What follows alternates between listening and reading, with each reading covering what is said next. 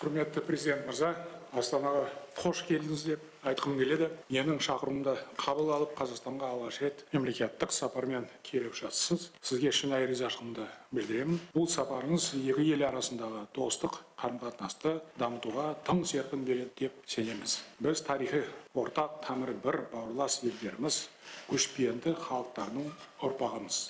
Қазақ пен моңғол ғасырлар бойы іргесі бөлінбеген көршілер. Халықтарымыздың өмір салты, әдет-ғұрпы өте ұқсас. Қазірде осы мәңгі құндылықтарды арқау етіп келеміз. Бүгінде ықпалдастығымыз стратегиялық серіктестік рухында дамуда. Мемлекет аралық, парламент аралық және үкімет аралық байланыстарымыз нығаюда. Құрметті президент мырза, сіз екіжақты қарым-қатынасымызды жаңа деңгейге көтеруге зор үлес қосып келесіз. Мұны біз жоғары бағалаймыз. Қажырлы еңбегіңіздің арқасында Моңғолияда көптеген оң өзгеріс болып жатыр. Былтыр еліміздің экономикасы 6,8%-ға өсті. Бұл сіздің салиқалы басшылығыңыздың жемісі екені сөзсіз. Сіз халқыңыздың әл-ауқатын жақсарту үшін маңызды бастамаларды жүзеге асырдыңыз.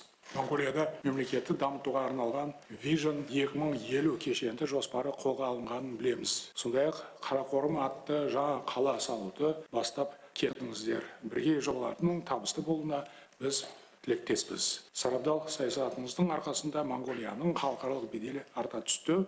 Біз бауырлас елдің барлық жетістігіне өте қуанамыз. Аса құрметті президент, менің жақын досым, сіздің шақыруыңызбен Моңғолия президенті ретінде 20 жылдан кейін мемлекеттік сапармен келіп отырғанымызға қуаныштымын. 2 жыл бұрын 24 жылы мемлекеттік сапар өткізіп, Моңғолия мен Қазақстан арасындағы достықты нығайтып, екі ел арасындағы қарым-қатынасты стратегиялық серіктестік деңгейіне көтергеніңіз алтын әріппен жазылған айтып өткім келеді. Қазақстанның экономикасы дүние жүзінде жақсы деңгейге көтеріліп жатқанына бауырлас ел ретінде қуана қарсы алып отырмыз.